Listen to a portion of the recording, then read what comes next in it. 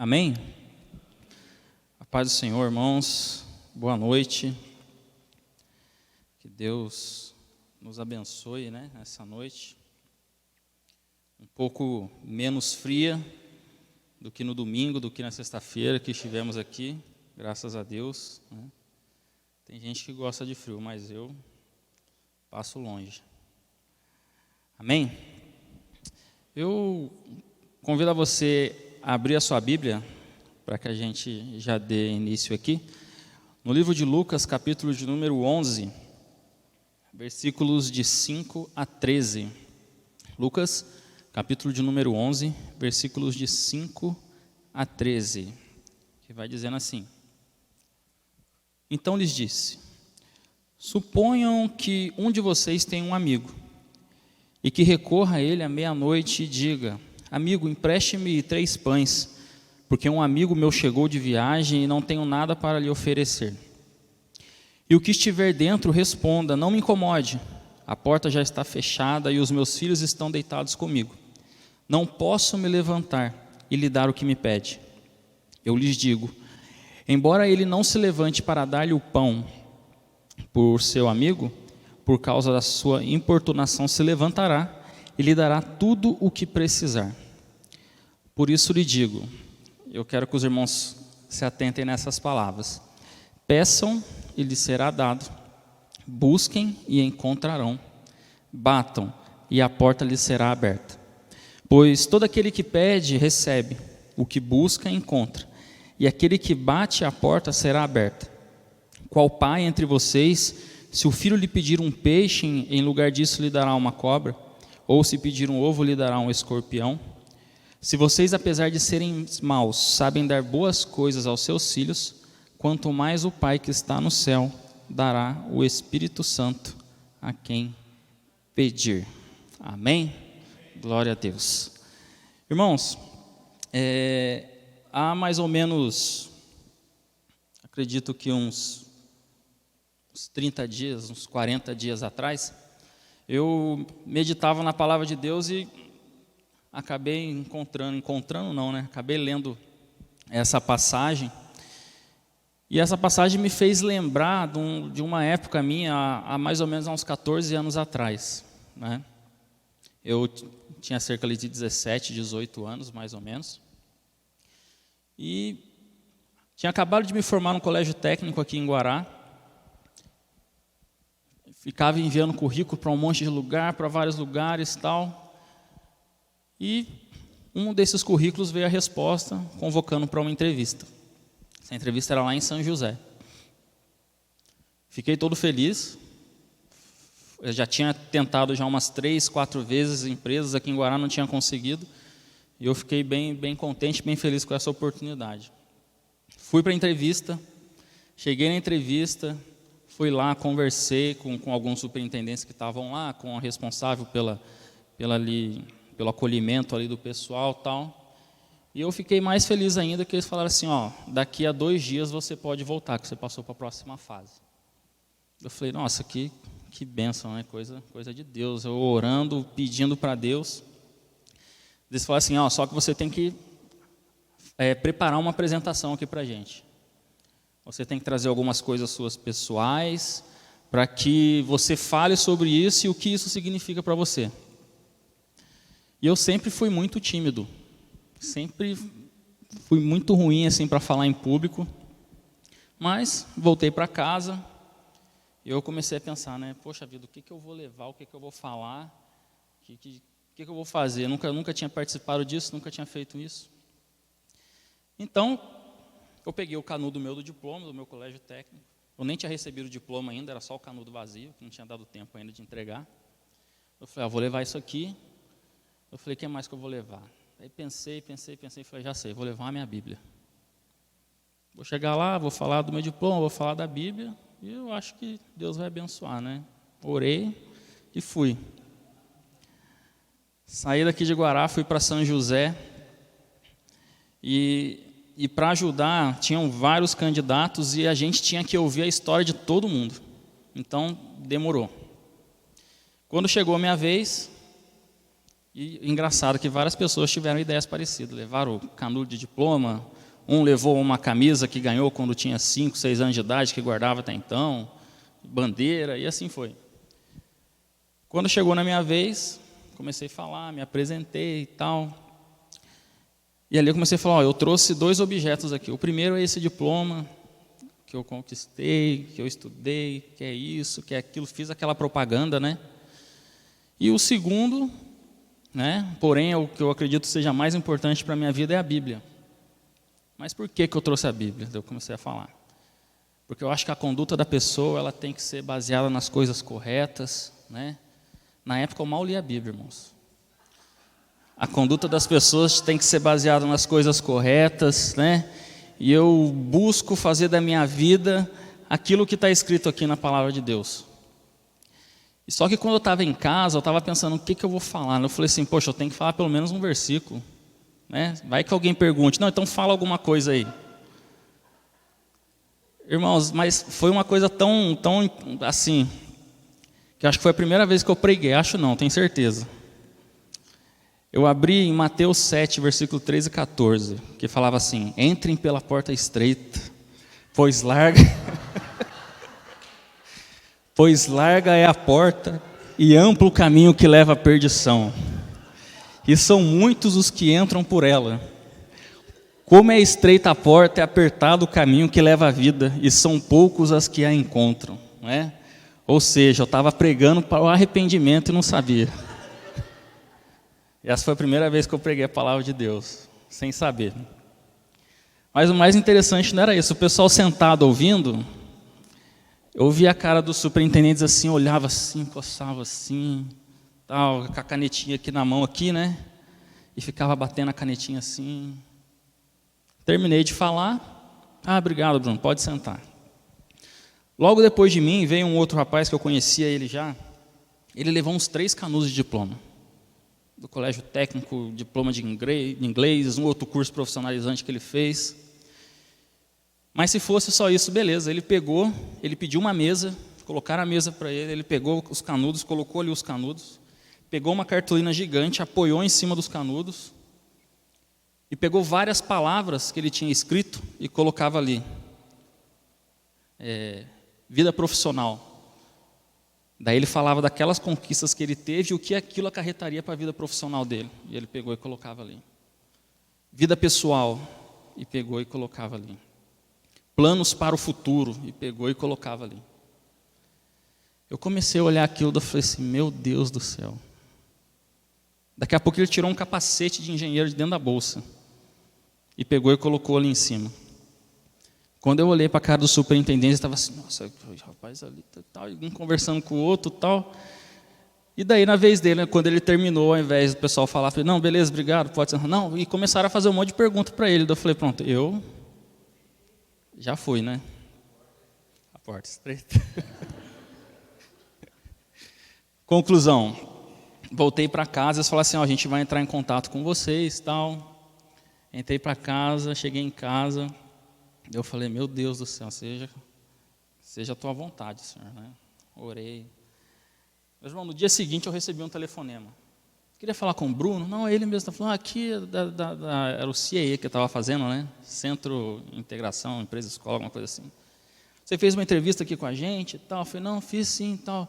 Então, a gente está ligando para avisar que você pode ficar tranquilo, porque você foi dispensado na última entrevista. Não precisa mais ficar aguardando, a gente está dando a resposta, tal. Eu falei, não, tranquilo, muito obrigado. E o tempo passou, umas 2 semanas depois, eu na cidade, encontrei com aquele rapaz que fez aquele projeto, né? E eu fiquei sabendo que ele tinha conseguido a vaga. E eu conversando com ele. O nome dele é Vinícius. Eu falei, e aí, Vinícius? Vini, né? Chamava de Vini. E aí, Vini, como é que tá lá? Tá gostando, tal? Ele falou assim, Bruno, eu começo daqui a 2 dias, na verdade. Mas vou falar para você, eu não vou não. Porque eu consegui um lugar melhor, um estágio melhor. Não lembro se era na BASF, na Liber. Consegui um estágio melhor, tal, mas não vou lá não. Eu falei, mas você avisou o pessoal que você não ia? Não, nem vou avisar. Eu falei assim, quando é que você tem que estar lá? Ele falou assim, acho que era terça-feira. Tem que estar lá terça-feira. Que horas? Ele falou, 9 horas da manhã. Eu falei, você tem certeza que você não vai? Daí ele falou assim, tenho, pô. Eu falei, tem certeza mesmo? Eu falei, tenho. Eu falei, eu vou lá no seu lugar, então. Daí ele falou assim, não, pode ir, que eu não vou. Eu já estou certo lá na outra, eu vou para outra. Beleza. 2 dias depois, está lá, eu peguei a única camisa social que eu tinha, coloquei, 9 horas da manhã, estou lá na porta da empresa, era aqui na Bandeirante, aqui. Cheguei lá, falei assim, não, eu queria falar com o setor de RH e tal. Não, mas o que o senhor quer? Não, eu vim me apresentar para a vaga de estágio. Ah, você que é o estagiário, então, que a gente está esperando para começar? Eu falei, não, então, esse aqui é o problema. O rapaz, ele não vai vir, eu vim no lugar dele. Daí eles pegaram e falaram assim, mas como assim você veio no lugar dele? Eu falei, não, eu vim porque ele não vai vir. Não, mas ele não entrou em contato com a gente para avisar que não viria. Não, mas eu conversei com ele, ele falou que não ia vir. Daí nisso o rapaz chamou o superintendente, daí ele chegou, Gustavo, o nome dele, chegou e falou assim, ó, eu me lembro de você lá, tal, na entrevista. Eu falei, pois é, então, eu conversei com o rapaz essa semana, ele falou que não viria. Eu falei assim, ó, vamos fazer o seguinte, então. Pela sua atitude, né, eu vou dar uma carta de confiança para você, mas eu vou esperar até o final do dia para ver se o rapaz vai aparecer ou não. Daí a gente vai entrar em contato com ele e ver o que aconteceu. Deixa o seu telefone aqui, qualquer coisa a gente liga para você. Eu falei, amém. Cheguei em casa, comecei a orar. Eu falei, Jesus, abençoa, Senhor, que tenha dado certo lá para o rapaz no outro mesmo, que ele não vá, né? Que o rapaz tenha misericórdia lá e me chame por causa da atitude que eu tive e tal. Conclusão, no dia seguinte, depois do almoço, recebi a ligação, daí falou assim, ó, pode vir aqui amanhã, que a gente vai pegar as suas documentações e tal, e você vai começar a trabalhar aqui com a gente. Né? E assim eu consegui o meu primeiro trabalho registrado, né? Graças a Deus, e Deus abençoou. E com isso eu trago uma palavra para a gente poder refletir um pouco hoje, né? Uma palavra de hoje que é o que há atrás da porta. Eu não sei se vocês perceberam, mas na leitura que nós fizemos, eu disse assim, ó, prestem atenção nesse trecho, que fala assim, peçam e lhes será dado, busquem e encontrarão, batam e a porta lhes será aberta. Né? Quando eu li isso, que eu falei, eu me lembrei dessa situação. Por quê? Porque, querendo ou não, eu fui atrás de algo que, a princípio, já não era mais possível, já estava impossível ali, né? Mas, na busca, entre lá, dar a cara a tapa, para tentar achar alguma coisa, a porta foi aberta e eu consegui, né? Aquilo que, no momento, era o que eu precisava, era o que eu buscava. Mas o que isso pode trazer para a nossa vida espiritual? Eu fiquei pensando em casa, eu falei, Deus, toda vez que eu leio a palavra, toda vez que eu medito na palavra de Deus, eu tento trazer isso para a minha vida. Que seja algo que eu possa refletir e falar assim, poxa, eu poderia tirar um proveito grandioso disso para a minha vida. O que será que falta hoje na minha vida para que eu me entregue, para que eu busque, para que eu consiga bater na porta, para que Deus ele pega e abra essa porta para mim. E com isso eu trago algumas reflexões aqui para a gente. A primeira coisa que pode faltar na nossa vida e que nós temos que fazer para que a ação de Deus ela comece a acontecer é que a gente se movimente. Quando nos movimentamos, quando a gente tenta fazer algo, nós saímos da inércia porque nós não ficamos simplesmente esperando o que pode acontecer. Nós começamos a agir e ir o quê? Procurar algo para que aquilo venha acontecer na minha vida. Em Eclesiastes, capítulo 11, versículo 4, vai dizendo, quem fica esperando o vento, quem fica esperando que o vento mude e que o tempo fique bom, nunca plantará, nem colherá. Isso é algo para a gente poder parar e analisar, poxa, eu tenho que me movimentar, eu tenho que fazer algo.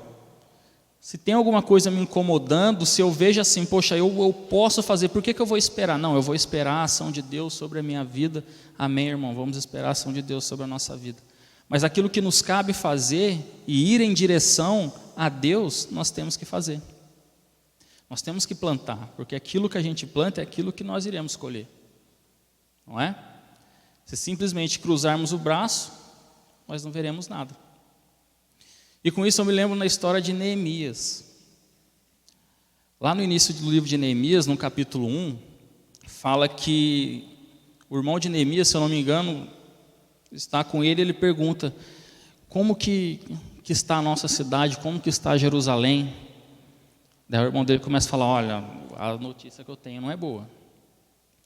As pessoas estão sendo humilhadas, as pessoas passam necessidade, os muros da cidade foram ao chão, as portas da cidade se queimaram. E Neemias, ao ouvir aquilo, ele ficou muito triste. A palavra fala que ele chorou, mas também fala que ele orou e jejuou. Ele não simplesmente ouviu aquela notícia, não, mas Deus vai fazer alguma coisa. Não, ele buscou em Deus, ele jejuou. E a palavra vai dizendo que, em Neemias capítulo 2, versículo 4 e 5, quando Neemias está ali na presença do rei, o rei percebe o seu entristecimento, percebe que alguma coisa diferente estava ali com ele. E ali o rei diz para ele, o rei me disse: o que você gostaria de pedir? Então, orei ao Deus dos céus e respondi ao rei. Mais uma vez ele se moveu como? Buscando a Deus, orando a Deus, falando com Deus. Ele não simplesmente, quando teve oportunidade ali, falou o que ele queria, ele buscou o direcionamento de Deus. E ele disse: se for do agrado do rei, e se o seu servo puder contar com a benevolência do rei, que ele me deixe ir à cidade de Judá, onde os meus pais estão enterrados, para que eu possa reconstruí-la. O que eu acho interessante aqui é que ele não fala para que eu consiga muitas ajudas para que possamos reconstruir a cidade, não, para que eu possa reconstruí-la. Para ele, a partir do momento em que ele coloca aquilo no coração dele, ele não fala assim, não, se eu depender da família tal, da família tal, da família tal, eu vou conseguir reconstruir. Não, eu vou me mover. E a partir do momento em que eu começar a fazer, as pessoas que estarão ao meu redor vão ver a minha ação e vão começar a fazer junto comigo. Então, para que nós começamos então a essa busca, começamos a bater, começamos a buscar a Deus, buscar algo em Deus, nós precisamos nos mover.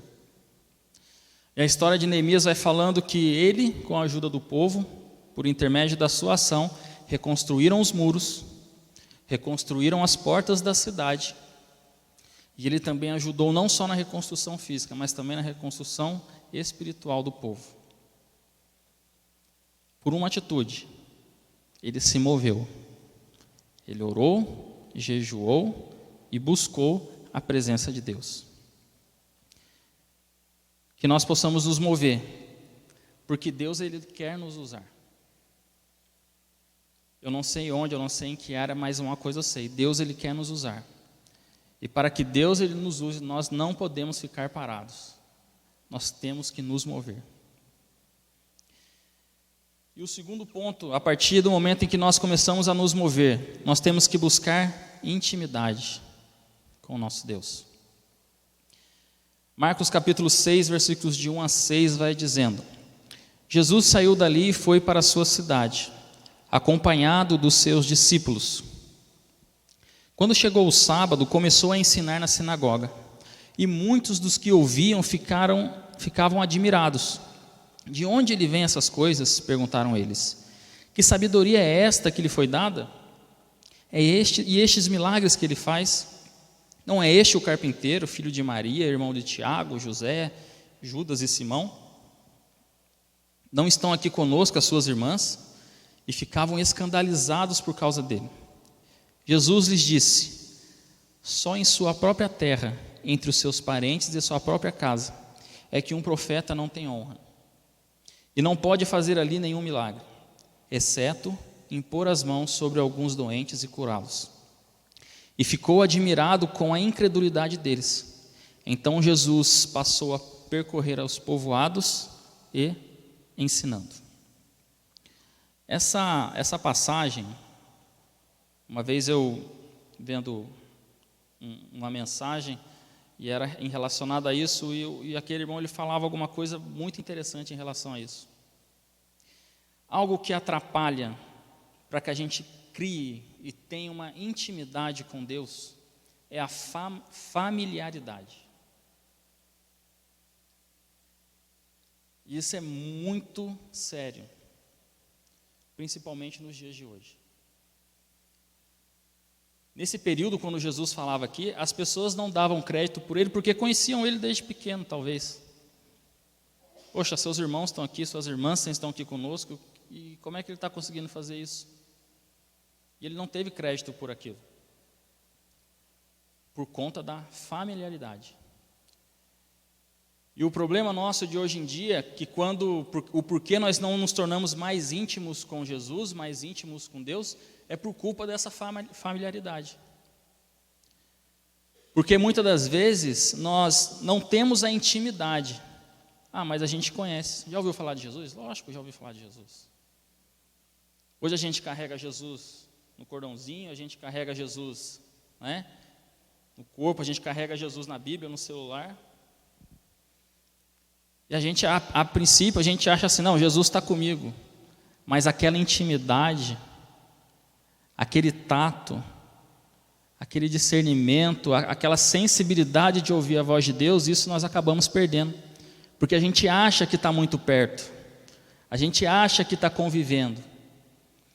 Mas muitas das vezes, essa intimidade ela é confundida com familiaridade. E como diz aqui na palavra aqui, que ele ficou admirado com a incredulidade deles. Então, a familiaridade, ela gera em nós a incredulidade. Quando nós ouvimos falar, não, Jesus ele fez milagres tremendos, a gente fala, pô, será que fez mesmo? Antigamente eu acreditava que Jesus fazia cego enxergar, antigamente eu acreditava que Jesus fazia paralítico andar, mas hoje em dia, isso aí é golpe. Isso aí está enganando o povo. Eu sei que Jesus faz, mas nós nos tornamos incrédulos. E isso atrapalha o quê? No desenvolvimento da nossa fé. Por isso nós temos que buscar a intimidade com Deus. Buscar cada dia estar procurando Ele mesmo com todo o nosso coração. Em Jeremias 29:13 vai dizendo, vocês me procurarão e me acharão quando me procurarem de todo o coração. É esse o pensamento que nós temos que ter. É isso que nós temos que parar para analisar. A gente fala assim, poxa, eu quero ser íntimo de Deus. Eu quero fechar os meus olhos e ouvir a voz de Deus. Em casa, eu e a Val, quando nós oramos, uma das coisas que nós pedimos é, Senhor, que a gente possa ouvir a Tua voz, que a gente possa contemplar a Tua face e que a gente possa cada vez mais se achegar ao Senhor. Essa intimidade, ela vai fazer total diferença na nossa vida quando nós começamos a procurar, quando nós começamos a buscar. Porque se a gente é íntimo de Deus, a gente sabe que a gente procurando, a gente buscando, vai chegar uma hora que a gente vai encontrar. Porque a gente sabe que Ele não vai deixar a gente desamparado. Mas quando vem a incredulidade, a gente fala, eu vou buscar? Não, não vou buscar. Eu vou procurar? Eu não vou perder meu tempo. O máximo que eu vou fazer, eu vou na igreja, eu vou ouvir a palavra e vou embora para casa.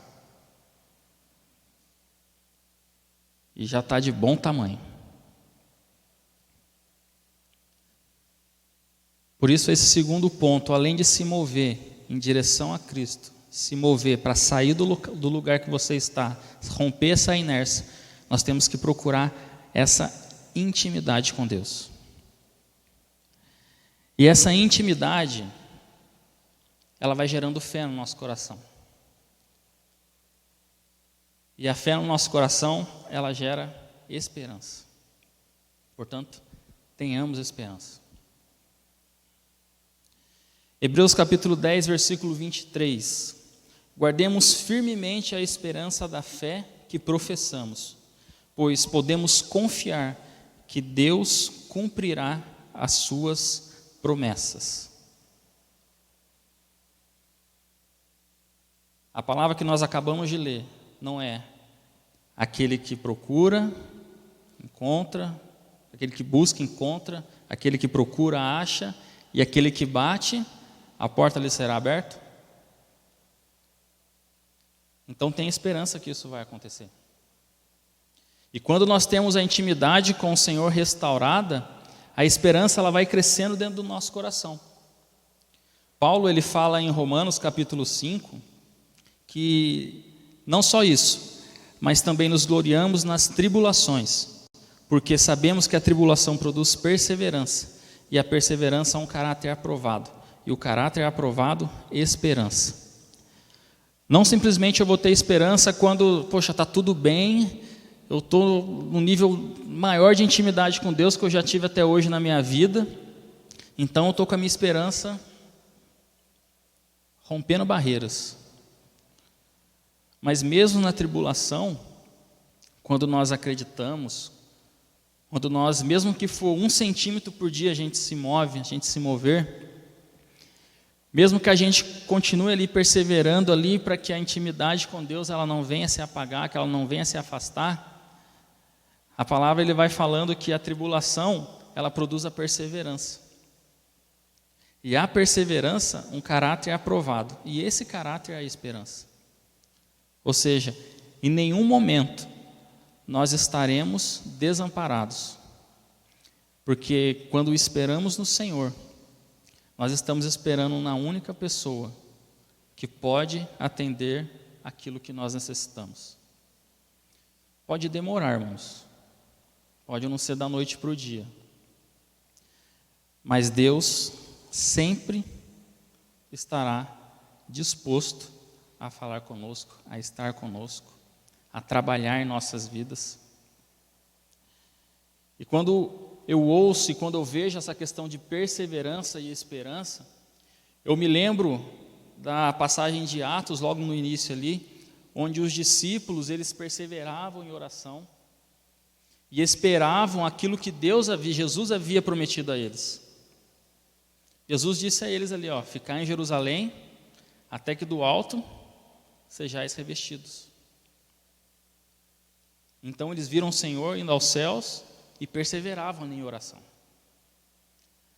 Até chegar o grande dia, que a palavra de Deus vai falando. Em Atos 2, capítulo 1, versículo 4. Chegando o dia de Pentecostes, estavam todos reunidos num só lugar. E de repente veio do céu um som, como de um vento muito forte, e encheu toda a casa, na qual estavam assentados. E viram o que parecia línguas de fogo, que se separavam e pousavam sobre cada um deles. E todos ficaram cheios do Espírito Santo, e começaram a falar noutras línguas, conforme o Espírito os capacitava. Os discípulos, eles são vidas, foram homens que falam verdadeiramente nas nossas vidas em relação a exatamente esses pontos que nós falamos.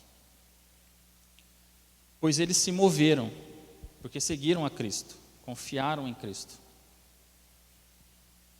E nesse momento em que eles estavam juntos com Cristo, eles buscaram ter intimidade com Deus.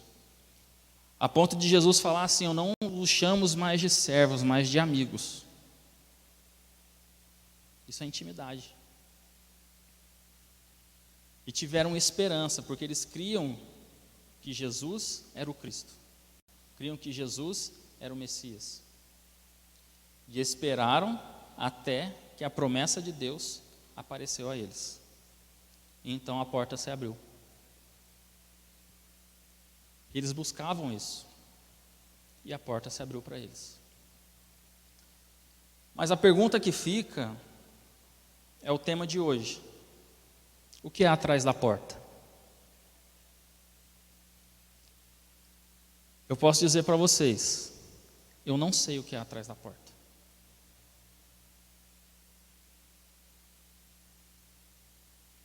Porque eu não sei o que você procura. Atrás da porta você pode encontrar a cura. Atrás da porta você pode encontrar a libertação. Você pode encontrar uma oportunidade de emprego, como eu precisava naquela época. Atrás da porta você pode encontrar os dons do Espírito Santo que você tanto busca. Atrás da porta você pode encontrar alguém que você queira que esteja sentado aqui do seu lado. Algumas semanas, coisa de 20 dias atrás, a maioria dos irmãos aqui sabem, eu perdi uma tia muito querida. E ali conversando, no dia do velório dela, conversando com o pastor dela, ele falava assim pra gente. Ele falou assim: rapaz, a sua tia encontrou o que ela buscava.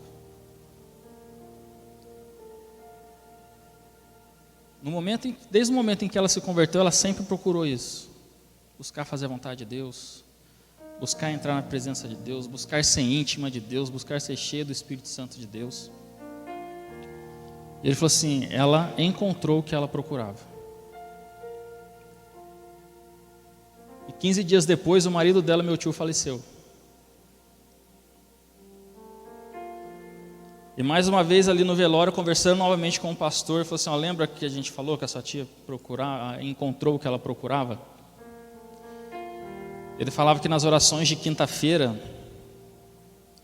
ela colocava, o meu tio no caso, o marido dela, ali em oração, porque o sonho dela é que ele se reconciliasse com Cristo, voltasse para a casa de Deus e pelos seus filhos. E esse meu tio, o último desejo dele, um dia antes dele partir, pediu para o pastor dela ir lá, para ele orar para ele, porque ele queria aceitar o Jesus que era da minha tia. E ele falou assim, Bruno, além dela encontrar o que ela procurava, ela também conquistou aquilo que ela buscava, que era a salvação do seu marido. Talvez era isso que estava atrás da porta dela, né? Que ela buscou. Então, que nessa noite a gente possa parar e pensar, poxa, o que eu tenho buscado? O que é aquilo que está atrás da porta que vai me fazer sair do meu lugar, me mover, que vai começar a me fazer a buscar a Deus de um tal ponto que eu comece a ter intimidade com Ele, não apenas familiaridade, não apenas saber que Jesus faz isso ou faz aquilo, mas ter a certeza que Ele vai fazer na minha vida, na vida da minha família.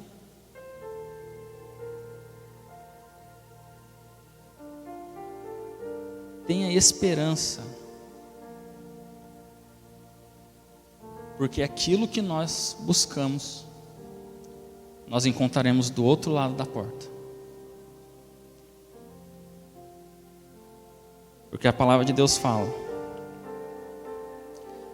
pois todo aquele que pede recebe, o que busca encontra, e aquele que bate à porta será aberto. E ali no versículo 13, no final, ele vai falando,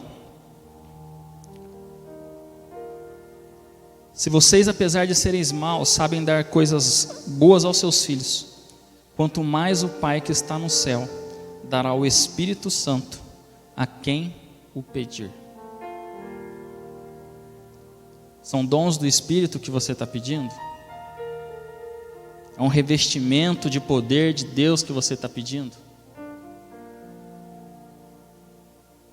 Quem esteve aqui na sexta-feira, eu falei para o Vanderlei, há muitos anos que eu não participava de uma vigília tão gostosa, tão acalorada da presença de Deus. Talvez a gente não viu aqui o irmãozinho saindo correndo, né?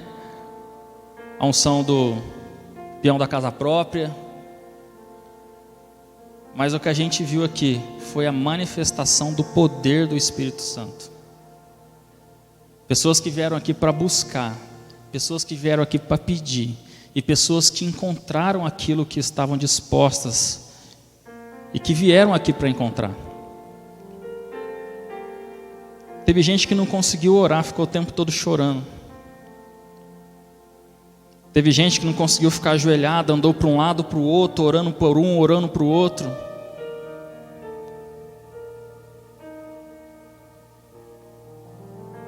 É tão lindo quando nós vemos que o Espírito Santo sempre está disposto a nos abraçar, a estar conosco, a nos orientar e a direcionar as nossas vidas.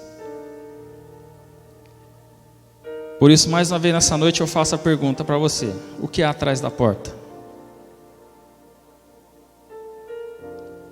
Que você vai embora para sua casa pensando nisso. Aquilo que você realmente está buscando é aquilo que você irá encontrar atrás da porta. Vamos ficar de pé?